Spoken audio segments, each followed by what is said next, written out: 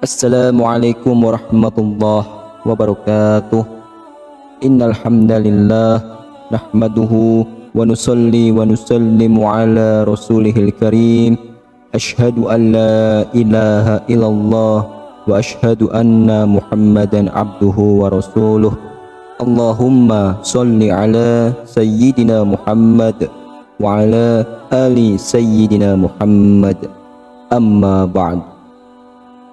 Sahabatku beriman yang dirahmati oleh Allah, pada kesempatan kali ini kami akan menyampaikan tentang manfaat mandi yang dilakukan di waktu fajar atau mandi yang dilakukan sebelum waktu subuh. Di dalam Islam, kebersihan merupakan bagian dari keimanan. Oleh karena itu, sebagai seorang muslim, kita diwajibkan mandi untuk senantiasa menjaga kebersihan badan. Ada waktu-waktu tertentu jika mandi yang dilakukan agar bisa mendapat manfaat bagi tubuh. Mungkin tidak sedikit orang banyak yang belum mengetahui tentang khasiat dan keistimewaan dari mandi yang dilakukan di waktu fajar atau mandi yang dilakukan sebelum subuh. Bahwasanya mandi yang dilakukan sebelum subuh itu memiliki banyak khasiat dan manfaat bagi tubuh. Di antaranya adalah jika mandi dilakukan di waktu terbit fajar atau sebelum subuh sekitar pukul 4 pagi, di waktu ini begitu sangat istimewa. Para nabi dan rasul adalah manusia yang paling mulia. Mereka senantiasa menghidupkan waktu sepertiga malam sampai fajar. Karena itulah mereka adalah manusia yang paling sehat dibandingkan umatnya, dan keteladanan baik ini diikuti oleh para tabi'in dan salafus soleh. Mereka meraih kesehatan dengan memperbanyak mendekatkan diri kepada Allah, dan insya Allah termasuk kebiasaan mandi yang dilakukan di waktu fajar. Gas O3 mempunyai pengaruh yang positif pada urat saraf dan mengaktifkan kerja otak dan tulang.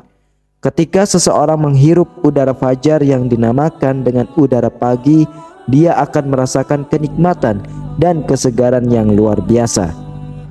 Bagi siapa saja yang senantiasa rutin mandi di waktu fajar atau mandi dilakukan sebelum subuh dengan istiqomah, insya Allah akan mendapatkan manfaat dari mandi yang dilakukan di waktu subuh.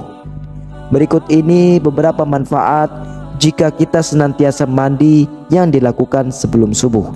Yang pertama adalah tidak terkena penyakit ain, sakit, demam, pilek, dan lain sebagainya. Yang kedua, wajahnya berseri dan bercahaya.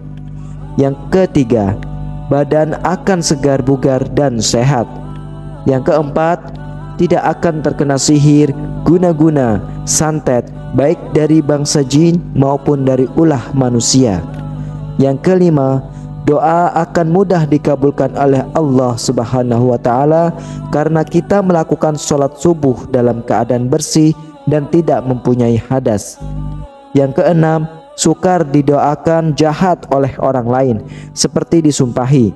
Jika ia menyumpah, maka sumpah serapa yang ia katakan akan berbalik pada dirinya. Kemudian yang ketujuh, menguatkan daya tahan pada mata atau tidak mudah rabun. Sahabatku beriman yang dirahmati oleh Allah, setiap hal baik tentu ada hal yang bisa merugikan jika itu dilakukan. Seperti halnya dilarang mandi di waktu-waktu tertentu. Karena jika itu dilakukan, maka akan berdampak kurang baik bagi kesehatan tubuh kita. Berikut waktu yang dilarang untuk mandi. Yang pertama adalah jangan mandi 30 menit setelah sholat asar, karena di waktu tersebut kondisi darah di tubuh dalam keadaan panas, sehingga jika kita melakukan mandi di waktu ini bisa mengakibatkan akan timbulnya rasa lelah dan letih yang berlebihan. Lalu yang kedua, jangan mandi setelah maghrib, karena pada waktu setelah maghrib antara pukul jam 6 sore sampai pukul jam 9 malam, di mana di waktu ini kondisi jantung kita sedang dalam keadaan lemah. Semoga kita bisa senantiasa melakukan mandi sebelum sholat subuh agar tubuh kita senantiasa tetap sehat, segar, dan bugar, sehingga dalam menjalankan sholat sunnah sebelum subuh dan sholat subuh, tubuh kita dalam keadaan segar, bersih, dan suci dari hadas. Amin, amin ya rabbal alamin. Demikian yang bisa saya bagikan, semoga semuanya bermanfaat. Wassalamualaikum warahmatullahi wabarakatuh.